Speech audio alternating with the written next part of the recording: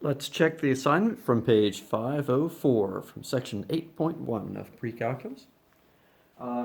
This will come with a complete review of the 8 fundamental identities that I stressed in the past, back in, I think, section 8.2. I stressed that, not 8.2, 6.2. I stressed that you really needed to know those fundamental identities, but I had no easy way to quiz you on it, so I couldn't really require that you learn them. However, they're still very important, so we'll review them here. All right, first of all, number 10. Folks, by this time in your educational experience, you should immediately know that if the legs of a right triangle are 3 and 4, the hypotenuse is 5. I'm not going to belabor that any further. From there, finding the functions is simple. Sine of theta, sine being opposite over hypotenuse, that's 3 over 5. And its reciprocal cosecant will be 5 over 3. Cosine, adjacent over hypotenuse, that's 4 over 5. And the reciprocal of cosine being secant is 5 over 4. And then the tangent, again, we're still referring to our old friend. The tangent is opposite over adjacent. Tangent is opposite over adjacent, that's 3 over 4. And therefore, its reciprocal cotangent is 4 over 3. Nothing to it. Let's move on. Number 18. The only problem with number 18 is we don't know what this guy is. Well, let's find out what that guy is. All we have to do is a squared plus b squared, let's just call it b squared, equals c squared. C squared being the square of the square root of 5, which is 5. Subtract 4. B squared is 1, so b is 1. So we now know, by simple application of the Pythagorean theorem, that the missing side is 1. From there, hey, we're off. Sine of theta, watch out, theta's not down here, theta's up there.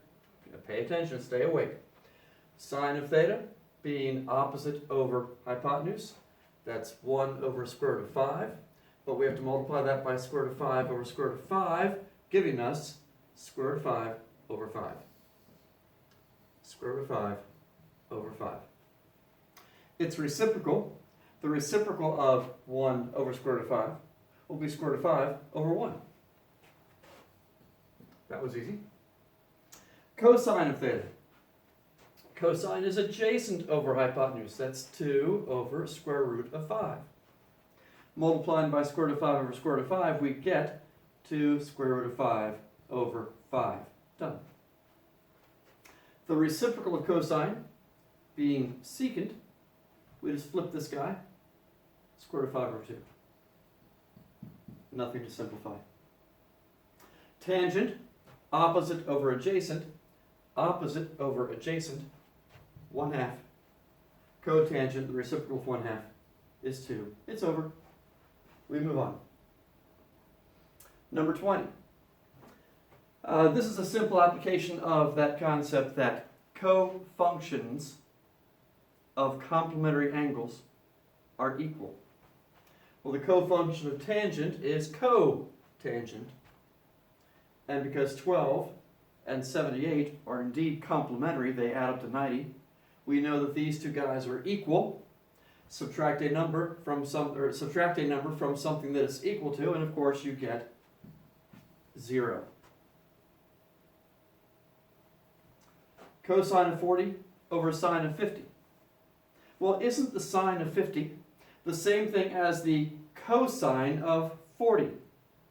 Co-functions of complementary angles are congruent. So the co-function of sine is cosine. Complementary of 50 is 40. So we have here cosine of 40, and we say, oh, wait a moment. Cosine of 40 over cosine of 40, isn't that just 1? Well, of course it is. You're done. 24. Okay, here's why I said we need to review the fundamental identities. We have 8 fundamental identities. This one requires a knowledge of the fundamental identities. So let's take some time to review all 8. This comes from page 379. They're all listed in a box in the middle of page 379. They are important. You do need to know them. All right, so quick review. The first of the 8 fundamental identities is that tangent is sine over cosine. We had that back in like the first section of chapter 6, I think. Tangent is sine over cosine. We saw long ago all the reasons for that. Just get past the reasons and just remember the fact that tangent is sine over cosine. If that's the case, what's the reciprocal of tangent? Cotangent. So cotangent must be cosine over sine. And here it is. Therefore, cotangent must be cosine over sine, because cotangent is the reciprocal of tangent. So that's our first 2 of 8 fundamental identities. What's next? Next we have the reciprocal functions, basically definitions. What is cosecant? Cosecant is the reciprocal of sine. Secant is the reciprocal of cosine. Cotangent is the reciprocal of tangent. Any one of these could have been written the other way. We could have written this as sine of theta equals 1 over cosecant of theta. The book writer, Sullivan, chose to do them this way instead of that way because he was trying to define these 3 functions. So it makes sense that he would state them in this way. So that takes care of 5 of our 8 fundamental identities. So far, pretty easy, right? From the Pythagorean theorem and using the unit circle, it's pretty easy to prove that because a squared plus b squared must equal c squared, it's easy to prove that sine squared theta plus cosine squared theta ends up equaling 1 squared, or 1. That's the 6th of our 8 fundamental identities. We have 2 to go. Let's take this creature, divide it by cosine squared theta. In the past, when I required students to memorize these for a quiz, a major quiz, I told them, look, if you have a hard time remembering what happens next, then don't try to memorize these, although they're easy to memorize, but rather just start with this one and divide by cosine squared theta. What happens when we do that? Divide this guy by cosine squared theta, divide this guy by cosine squared theta, divide this guy by cosine squared theta. What happens? Well, what is sine over cosine? Tangent. And what's cosine squared theta divided by cosine squared theta? 1. And what's the reciprocal of cosine? Secant. There we have fundamental identity number 7 of 8. Well, to find the next one, we do basically the same thing. We start again with sine squared plus cosine squared equals 1. But this time, instead of dividing by cosine squared, we're going to divide by sine squared. A logical next step. Divide by sine squared theta, divide by sine squared theta, divide by sine squared theta. So what happens? Sine squared over sine squared is 1. Cosine over sine is cotangent. 1 over sine squared, by definition, is cosecant. And then, to make it look like the others, we swap these 2 terms, so we have the 8th fundamental identity right there. A student, several years ago, a student pointed out an easy way to remember these last 2 fundamental identities. Notice, and we talked about this back when we first saw these back in chapter 6. Notice that for this one, we have tangent squared and secant squared. They are not the cofunctions, just plain tangent squared and just plain secant squared. In the other one, we have the same thing for the cofunctions, cotangent squared and cosecant squared. That gives you an extra little hint that helps you remember what these things look like. And now, summary, and these again come from page 379. And here is your summary. We have your basic definition of tangent, sine over cosine, and the reciprocal of tangent, cosine over sine. If you remember this one, then this one follows naturally from it. Easy to remember, it's just the reciprocal. Of course, that assumes that you know that tangent is the reciprocal of cotangent. Then we have the reciprocal functions. You know these well. Cosecant, the reciprocal sine, secant, the reciprocal cosine, and cotangent, as we said moments ago, cotangent, the reciprocal tangent. Then we have the one that looks like the Pythagorean theorem because that's right where it came from. Sine squared plus cosine squared equals 1. Then if we divide both sides by cosine squared, we end up with this.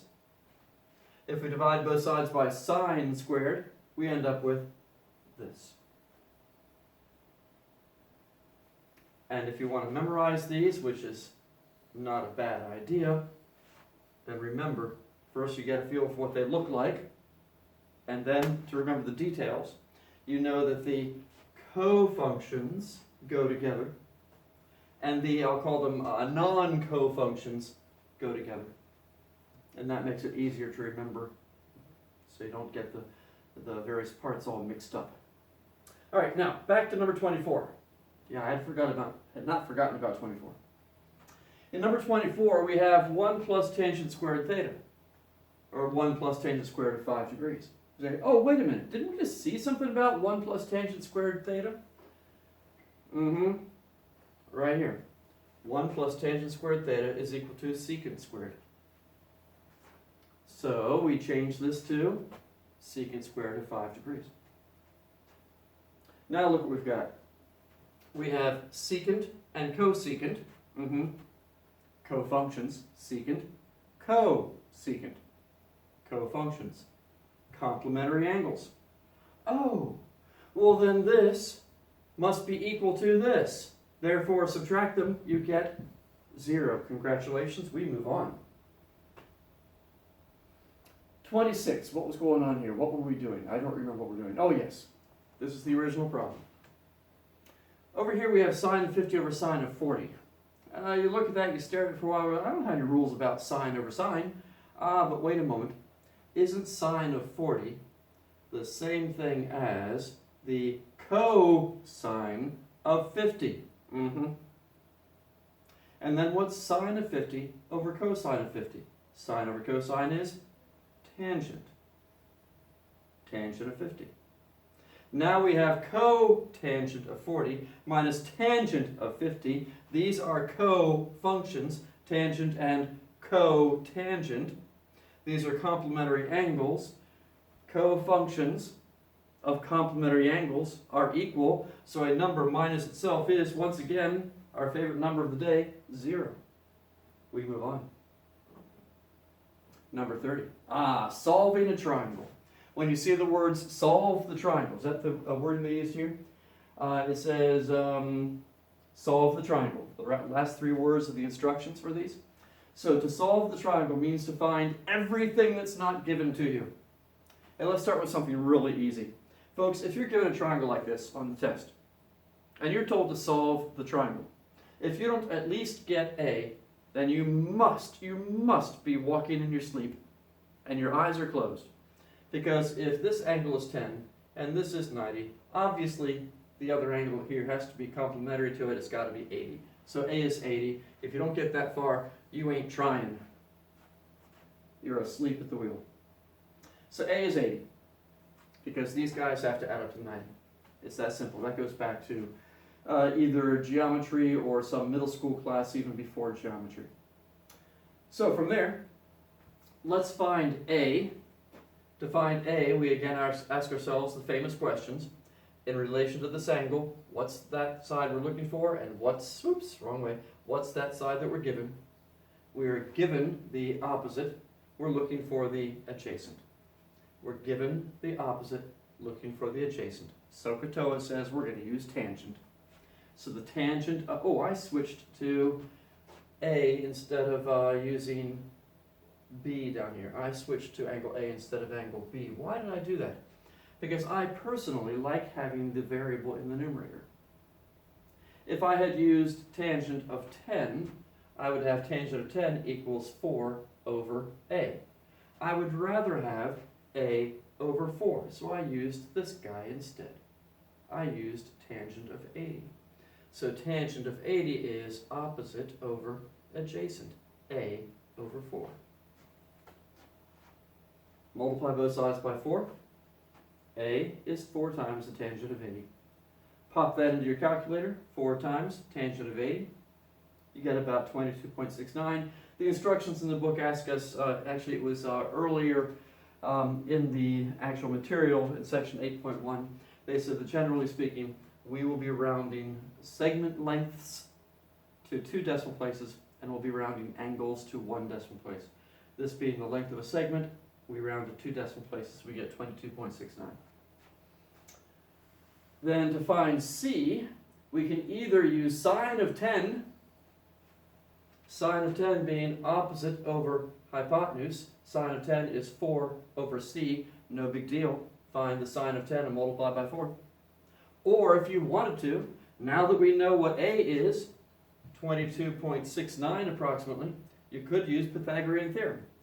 22.69 squared plus 4 squared equals C squared. Solve for C. Any way you look at it, you're going to get approximately 23.04. The method you use is up to you. 23.04. We move on to number 36, more of the same stuff. Let's see, if A, oops, wait a minute. I mislabeled, no, this is right, okay, this is my A value here. Excuse me. So if we're given that A is 40, then B must be 50. That's trivial, again, on the test. If you don't get that far, you were definitely not trying. You're trying to take the test with your eyes closed or something. From there, if we want to find, now I switched over to the 50-degree angle here. Yes, I could just as well, instead of using cosine of 50, instead of using cosine of 50 adjacent over hypotenuse, I could have used sine of 40, which is opposite over hypotenuse. Either way, it makes 0 difference, right? Because guess what the sine of 40 would be? Sine of 40 would be 6 over C. So you see that it doesn't make any difference. For unknown reasons, I just chose cosine of 50. So what then? Multiply by C, divide by cosine of 50. Plug into the calculator, you get 9.33 approximately. Then to find B, what angle did I use this time? I'm sure I used the 50, yes. So to find B, I'm going to use this, the tangent of 50 is opposite over adjacent, B over 6. There it is.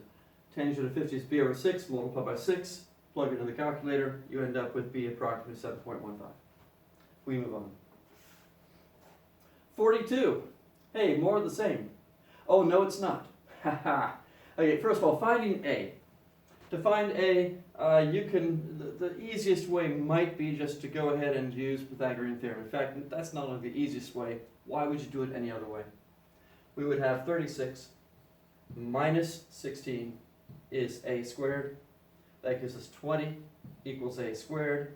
So A is the square root of 20, which ends up being approximately, I've got it down here someplace, A ends up being approximately 4.47. We plug square root of 20 into the calculator.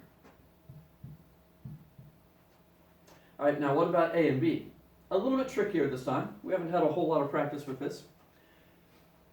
I know that the cosine of my mystery angle A is adjacent over hypotenuse. Why do I use cosine of A?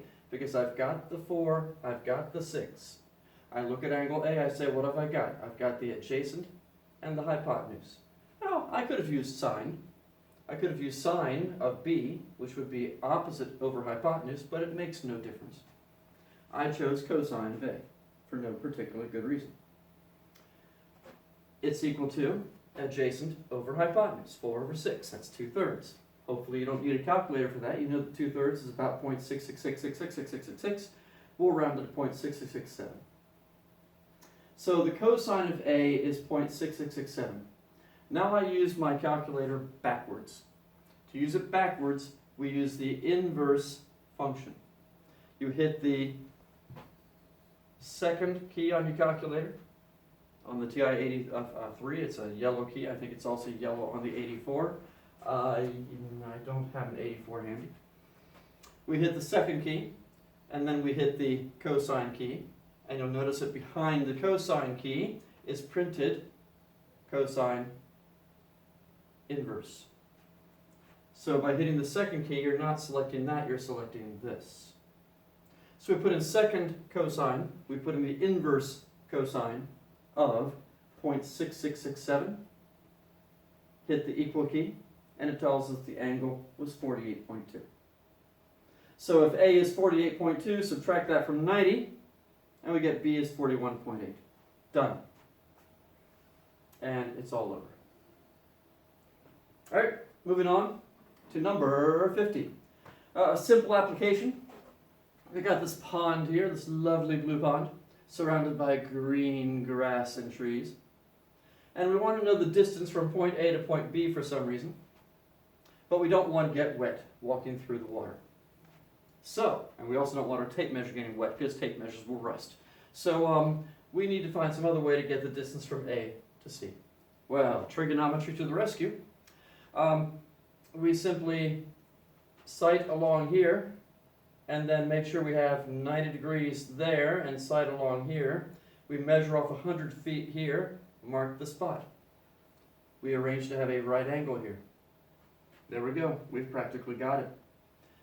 We're looking at a 40 degree. Oh yeah, we did I mention already? We measure the angle from here to here using a surveyor's transit. Is a very nice way to do that if you happen to have one. I was just looking online today at transits. I would love to buy one. You can find some old used transits that still work for as low as like $60. I just might get myself one because they're kind of cool. But using the transit, you line up your scope with the same spot over here, measure the angle, 40 degrees. And so what do we have? We're looking for this, let's just call it X. So we have opposite and adjacent. We're going to use tangent. Tangent of 40 equals my, I called it D. Okay, let's stick with D. We're looking for D. Tangent of 40 equals D over 100, opposite over adjacent. Multiply by 100, pop into the calculator, 83.91 feet. Done. 54. I was just doing this maybe about a week ago, more than that perhaps. Had to get up there and put a piece of gutter guard on my gutter, and had to spray for some bees that made a nest up in there also. That's lots of fun. But you have a ladder. This ladder happens to be 22 feet long. I want to know how high is it going to reach on the house. I'm setting it up at a nice safe angle here of 70 degrees. I hope that's a safe angle. There are some problems with that, of course. If you make this angle too steep, you know what happens if you make the angle too steep? If your ladder's angle is too steep, then as you climb up this thing, here is you climbing up your ladder. If you know anything about your physics, and you should, then if your body weight is all here, you're going to change the center of gravity, the center of mass of the human ladder system, so that it is on the wrong side of your base, and it's going to go, ah! So it's not safe to have the angle too large here. You want to have a small angle. So 70 degrees, I'm hoping, is a safe angle. We want to know what this number is here. Let's call it H for height. What did I call it? I called it X. Okay, let's be consistent. I called it X. So what do we got? Here's my angle. I've got the hypotenuse. I'm looking for the opposite. Ooh, opposite and hypotenuse. That would be sine, wouldn't it? Yes, it would. So the sine of 70 is opposite over hypotenuse. Multiply by 22, done, 20.67 feet. So with a 22-foot ladder, you can only get up about 20.67, about 20 2/3 feet. So don't go thinking that if you've got a 22-foot ladder, you can get 22 feet up on your house. No, you can't. With a 22-foot ladder, best you're going to do is about 20 2/3 feet. Less than 21 feet with a 22-foot ladder.